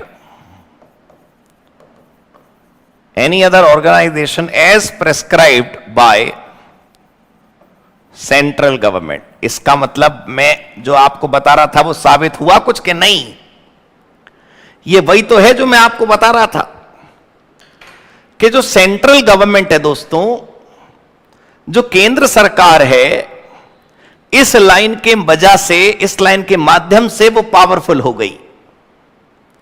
कैसी पावरफुल हो गई? कि उसको यह हक मिल गया कि वो जिस ऑर्गेनाइजेशन का नाम लेगी उसके ऊपर भी कंपनीज एक्ट 2013 अप्लाई हो जाएगा. वो कहे कल को कि इस पर अप्लाई कर दो, उस पर हो जाएगा, इस पे कर दो, उस पर हो जाएगा. जिस पर चाहे उस पर अप्लाई हो सकता है. केंद्र सरकार को यह शक्ति प्राप्त हो गई. क्लियर हो गई जी बात? आपको समझ आया मैटर? ये वाला जो मैंने इंट्रोडक्शन की कुछ बातें लिखी थी वो पूरी हो गई. देखिए आप, टोटल हमारे कितने पॉइंट बने? टोटल हमारे 10 पॉइंट बने इंट्रोडक्शन के. अब मैं आपको यह बताना चाहता हूं कि अपने को प्रिपरेशन, ये टॉपिक से हटकर बता रहा हूं आपको, प्रिपरेशन एंड प्रैक्टिस कैसे करनी है. Preparation and practice CMA final law की कैसे करनी है, क्योंकि मैं पहले दिन ये बताकर फ्री हो जाना चाहता हूं. आप लोग अपने जीवन में सीएमए फाइनल लॉ को जितना समय देना चाहते हैं दीजिए, बस मेरे बताए हुए टारगेट को अचीव कर लीजिए. 2 दिन में या 200 दिन में आप जाने. मैं यहां पर आपके सामने कुछ बातें आपको समझा रहा हूं. यदि आपने वो अपना ली तो कोई दिक्कत नहीं होगी. वो क्या बातें हैं जरा देखिए आप. सबसे पहली बात,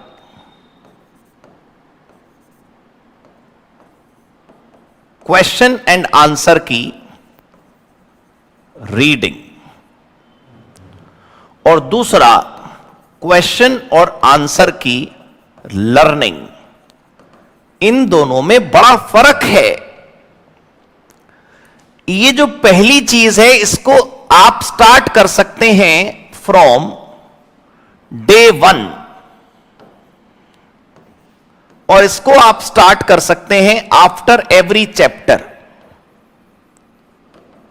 ये जरा आप फोकस करिए, मैं क्या बताना चाहता हूं आपको.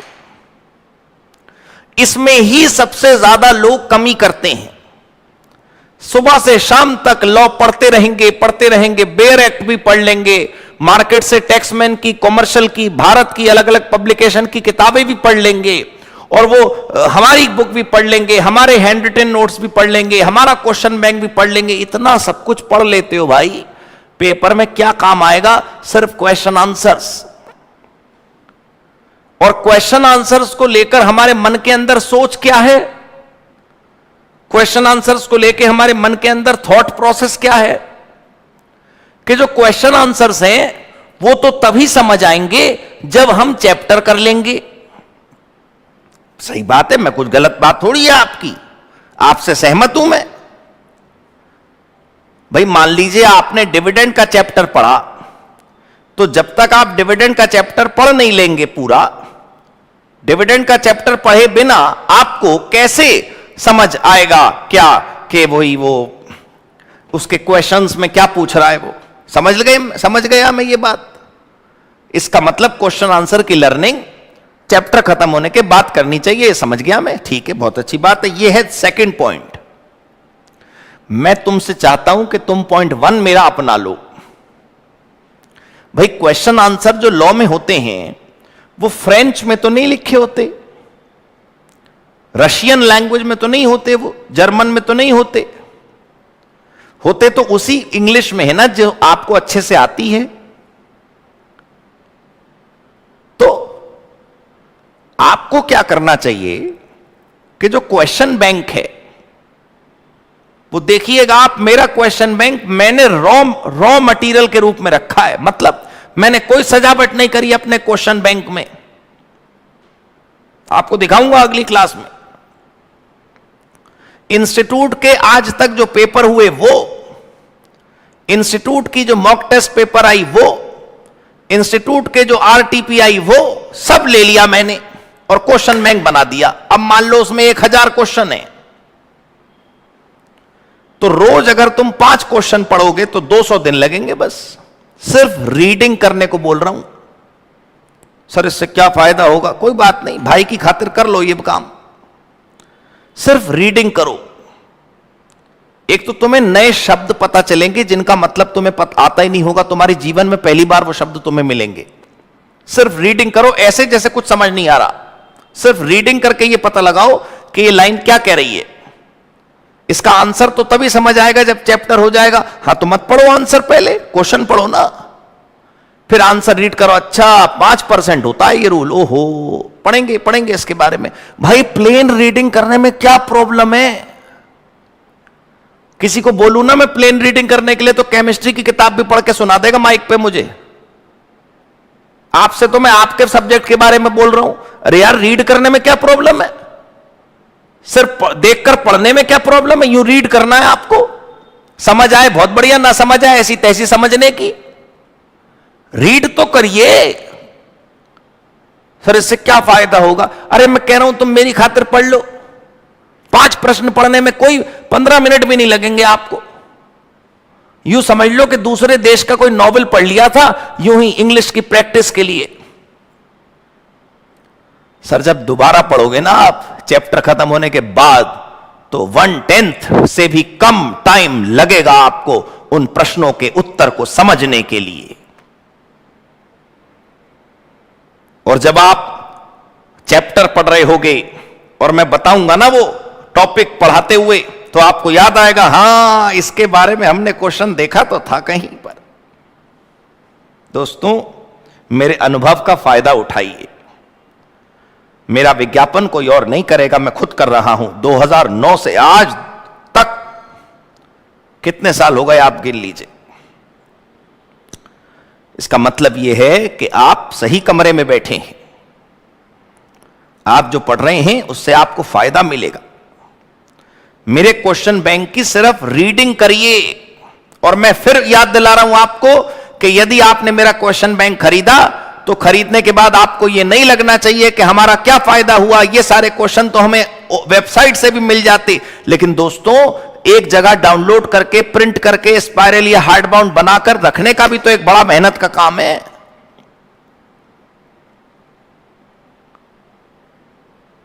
अगर आप सोचो कि मैं पहले क्वेश्चन डेवलप करूं नए निराली और फिर मैं आपको दूं, गलत बात है। जितने भी और जहां से भी क्वेश्चन हो सकते हैं सीएमए के लिए, वो सब मैंने कंपाइल कर दी है।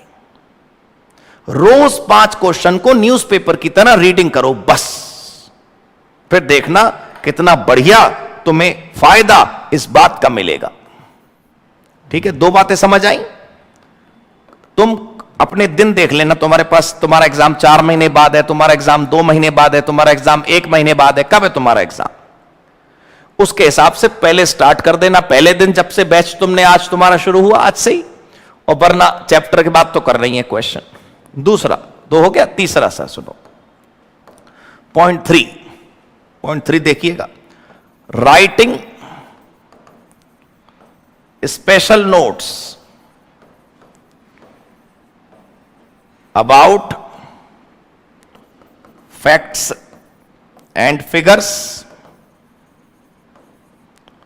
writing special note about fact and figures and procedures under company law. Procedures under company law, एक अलग नोटबुक बनाकर तुम ये चीजें उसमें लिखो खुद। अगर तुम ये लिख लोगे तो बहुत फायदा होगा तुम्हारा, बहुत, सब याद हो जाएगा तुम्हें। मुझसे मत लो ये लिखा लिखाया ना, मैं तो पूरा सेक्शन पढ़ाऊंगा, बीच में टॉपिक आएगा कहीं पर नाम चेंज कैसे करें, और मैं लिखवाऊंगा। उतने नोट्स को दोबारा कॉपी कर लो आप अलग नोटबुक पे। एग्जाम से 1 दिन पहले आपके लिए कैप्सूल पहले से तैयार हो जाएगा। तरीका अलग होता है उन लोगों का जो जंग जीतते हैं, वरना सबके लिए मैदान वही है, सबके लिए टाइम वही है, सबके लिए जो क्वेश्चन का पेपर है, उसके सवाल हैं, उसकी कंप्लेक्सिटी लेवल है, वो सब एक जैसा है। क्या बदला है उसमें, आप बताइए मुझे, क्या नया है, क्या अलग है? ये अगर आपने कर लिया फिर देखिएगा आप। Point number 4,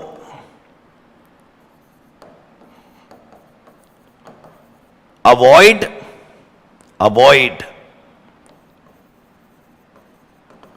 learning by heart sections and penalties. मैं लिख के दे रहा हूं आपको, ये आपको भरोसा ना हो वो आपकी समस्या है। मैं कह रहा हूं भाई इनको लर्न बाय हार्ट नहीं करना है। मैं दुनिया से अलग बात करता हूं थोड़ी सी, लेकिन आपके नंबर आगे ज्यादा दिलवा दूंगा मैं आपको। पूरी दुनिया बैठ के रटे जा रही है सेक्शन 40 की, कहता है 41, 42, 43, ये कहता है 44, ये कहता है 45, ये कहता है भाई बस, इतने सेक्शन के नंबर्स है ना। बैंकिंग में भी सेक्शन 40 होगा, इंश्योरेंस में भी सेक्शन 40 होगा, आईबीसी में भी सेक्शन 40 होगा। यही याद करते फिरोगे 40 क्या कहता है, 41 क्या कहता है, 42 क्या कहता है। अदालत में माय लॉर्ड जब वो वकील साहब और जज साहब बैठकर सुना रहे होते हैं एक दूसरे को, तो उनके सामने कानून की किताबें खुली रख सकते हैं, वो लोग रेफर कर सकते हैं, कागज लेकर बोल सकते हैं, जज साहब ये देखिए सेक्शन 54 क्या कहता है। तो ये सेक्शन नंबर रटने की कंपटीशन है क्या लॉ का एग्जाम? मेजॉरिटी बच्चे सीएमए के एग्जाम में फेल हो रहे हैं, और मेजॉरिटी बच्चे ही ये मानते हैं कि सेक्शन नंबर याद करना जरूरी है। अब आप समझ जाओ, सारी टाइम और एनर्जी सेक्शन नंबर रटने में लगाओगे तो ये कब याद करोगे कि डायरेक्टर की ड्यूटी क्या होती है? ये कब याद करोगे कि शेयर कैपिटल इशू करने के बाद कैसे उसका अलॉटमेंट होता है, कैसे नए बैंक खोलने के लिए आरबीआई से अप्रूवल लाते हैं? फैक्ट्स याद करिए, फिगर्स याद करिए, प्रोसीजर्स याद करिए, प्रोविजंस याद करिए, प्रोसेस याद करिए, कॉन्सेप्ट समझिए, सवालों के जवाब लिखिए। सेक्शन नंबर को रटने से टाइम और एनर्जी दोनों खराब होते हैं। हो सकता है मेरी ये बात सुनकर आप लोगों को खराब लगे, मैं ये नहीं कह रहा कि सेक्शन नंबर लिखना नहीं चाहिए, अच्छी बात है, बहुत बढ़िया नंबर मिलते हैं, लेकिन हमें ये याद रखना चाहिए कि 100 में से 90 वाला भी पास होता है, 70 वाला भी, 80 वाला भी, 60 वाला भी। एक चीज को याद करने के चक्कर में 100 चीजें हम भूल जाते हैं। क्या यह समझदारी है? यदि आपको सारे सेक्शन नंबर अपने आप ऑटोमेटिक याद हो रहे हैं तो बहुत अच्छी बात है, करो भी और लिखकर भी आओ। यदि आपको सेक्शन नंबर याद ऑटोमेटिक नहीं होते बट आपके पास इनफ टाइम है, याद कर सकते हो, कर लो भाई। लेकिन आप to the point, straight forward, correct answer बिना सेक्शन नंबर के भी लिख कर आओगे तब भी कोई दिक्कत नहीं होगी। गलत सेक्शन लिखना गलत है, इससे तो ना लिखो जो वो बेहतर। सीएमए इंस्टीट्यूट की वेबसाइट पर छपा है कि सेक्शन नंबर नहीं लिखना ज्यादा सही है as compare to writing a wrong section number. वही खेल पेनल्टी का है। हर 2-4 सेक्शन के बाद तो पेनल्टी आ जाती है और इतनी सारी पेनल्टी है माय लॉर्ड, क्या बताऊं आपको। सर अगर पेनल्टी आ गई पेपर में तो क्या 100 नंबर की पेनल्टी आएगी क्या? 100 मार्क्स की पेनल्टी आएगी पेपर में। हर प्रश्न में वो सिर्फ पेनल्टी पूछेगा। नहीं सर मान लो पूछ ली, अच्छा भाई कोई बात नहीं, तुम्हारी हाइपोथेसिस ही गलत है, तुम रॉन्ग असम्पशन ले रहे हो, तो कंक्लूजन तो तुम रॉन्ग ही निकालोगे। नहीं सर हम तो पेनल्टी याद कर लेंगे, कौन मना कर रहा है भाई, खूब याद करो। मेरे बैच के जो मेरे बच्चे हैं उनसे मेरी रिक्वेस्ट है कि पेनल्टी कोशिश करना याद हो जाए, बहुत अच्छी बात है। न याद हो तो हेडेक नहीं लेने का, समझे?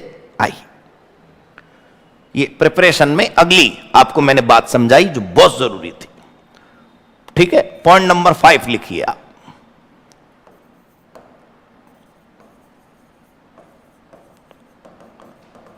Try writing just 1 answer daily.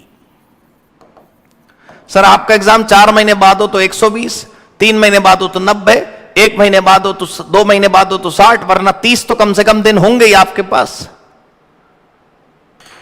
Answer कैसे लिखें सर, आदत नहीं पड़ रही। 40 नंबर तो तुम्हें पता है ना वैसे भी कि ऑब्जेक्टिव होता है। 60 नंबर में जो सब्जेक्टिव क्वेश्चन आते हैं, दिन में एक आंसर लिखने की प्रैक्टिस करो। क्वेश्चन को पढ़ो, पहले आंसर को पढ़ो, दोनों को समझ लो, तुम्हें कॉन्सेप्ट समझ आ गया, फिर ये क्वेश्चन अगर एग्जाम में आता तो तुम कैसे लिखते उसको लिखो और फोटो खींच के मुझे भेज दो। प्रैक्टिस सिर्फ एक प्रश्न की रोजाना। डॉक्टर साहब आपसे कहते हैं कि कोकोनट वाटर पी लो तबीयत खराब है, तो इसका मतलब ये थोड़ी है कि पूरा तमिलनाडु खाली कर देते हो आप। सारे नारियल फोड़ फोड़ के पानी अपने अंदर कर लिया। दवाई छोटी लेकिन उसका असर बहुत बड़ा। दिन के अंदर एक प्रश्न का उत्तर लिखने से हो सकता है आपको ऐसा लग रहा हो कि क्या फायदा है, लेकिन ऐसा है नहीं दोस्तों, बहुत फायदा। इतना आपने कर लिया ना तो बहुत बढ़िया होगा। खैर, मेरी बात समझने की कोशिश करिएगा कि ये सिर्फ 5 सूत्र हैं सफलता के। अगर आप इनको अपना लेते हैं तो बस बल्ले बल्ले हैं। मैं एक बार स्क्रॉल करके दिखा देता हूं, फिर अपनी क्लास खत्म करते हैं। नेक्स्ट क्लास से हम अपनी पढ़ाई की शुरुआत करेंगे। क्लियर हो गई जी बात? So that is all for the day. Thank you so much. God bless you. Good bye.